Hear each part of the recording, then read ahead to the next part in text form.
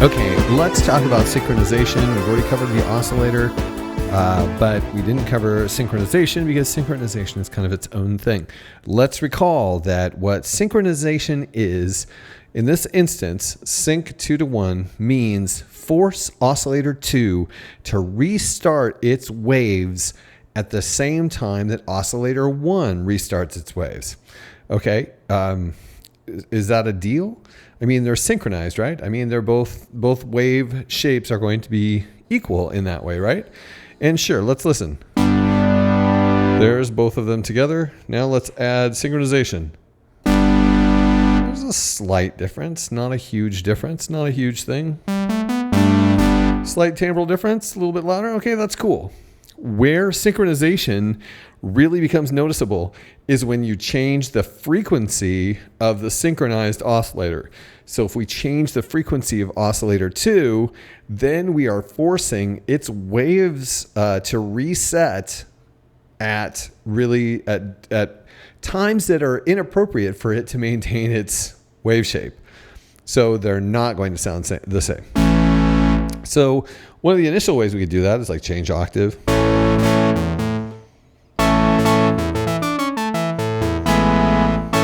Very usable sounds. Some more obvious than others. Or by changing the tuning.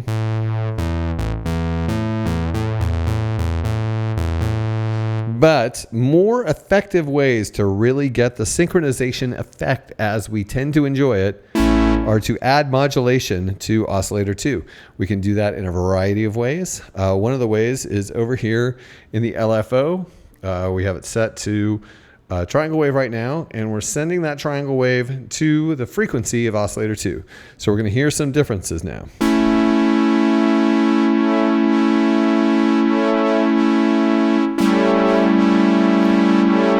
So we can hear the LFO modulating the frequency of oscillator 2, and it's creating this varying timbral effect.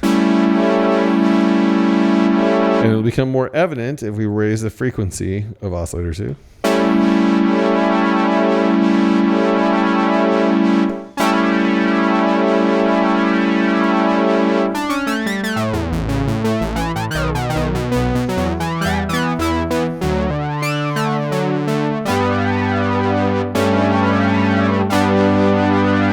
That's really cool. And of course, we can change the speed of the modulation.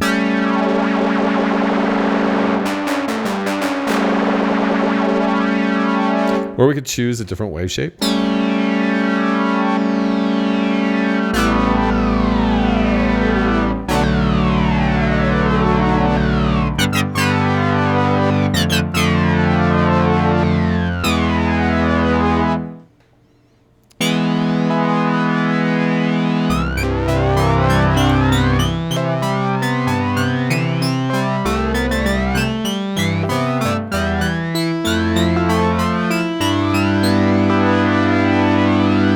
Of course, we could just go with the square wave.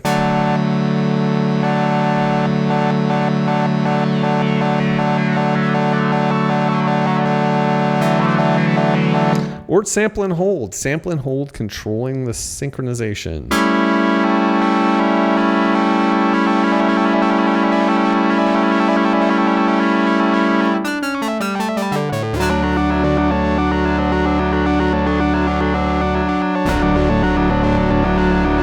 So those are some ways that we can inspire the synchronization effect.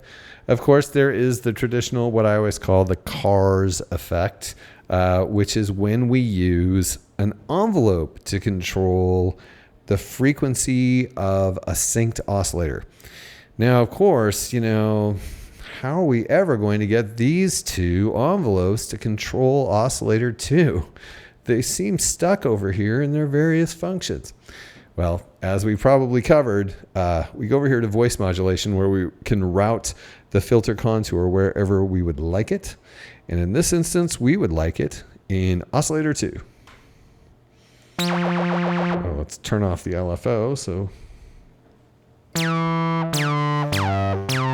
Now we get to define the life cycle of the sync sound by creating an envelope that will affect it over time.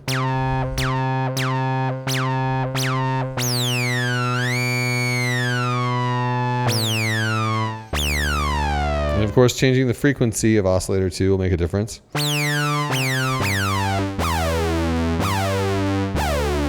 And the amount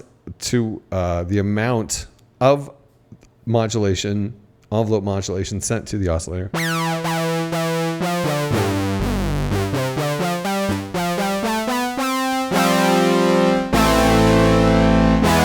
So it can be a really subtle, like richness generating effect.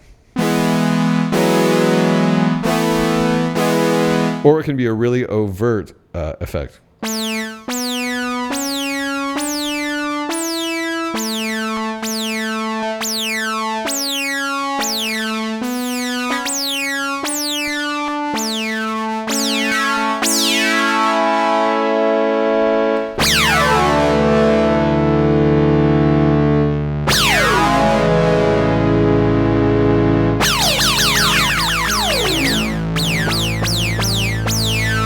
We could also bring in oscillator 3 to affect how the frequency of oscillator 2 is varied in order to generate an interesting synchronization effect. So let's try that.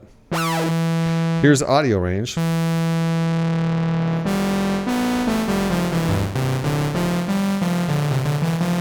Kind of interesting. We can take the keyboard control off of oscillator 3 and put it down in the low range. And now we're going to get individual modulations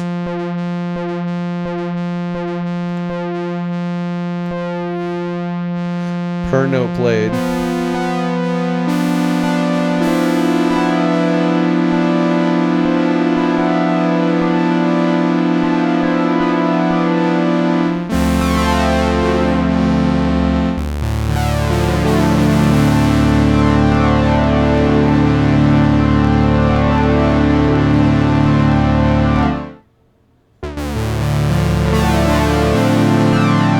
So you can hear the 6 different modulations taking place at their own speed or their own timing, which sounds really cool as periodic effect on the frequency of oscillator 2 in order to generate the sync effect.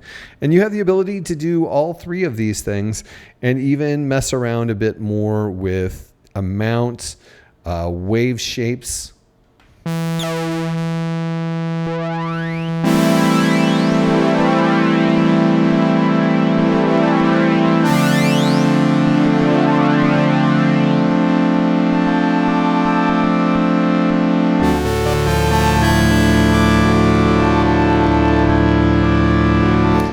There's just a huge amount of opportunity.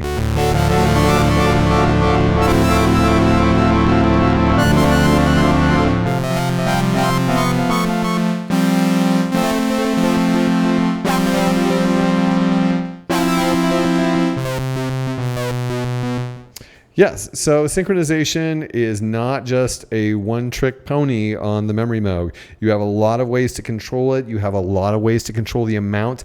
You have ways to create extremely varied wave shapes that will add interest to the sound. You can use it subtly. You can use it overtly. Synchronization is an amazing tool. It's pretty amazing that it's just a single button that starts the whole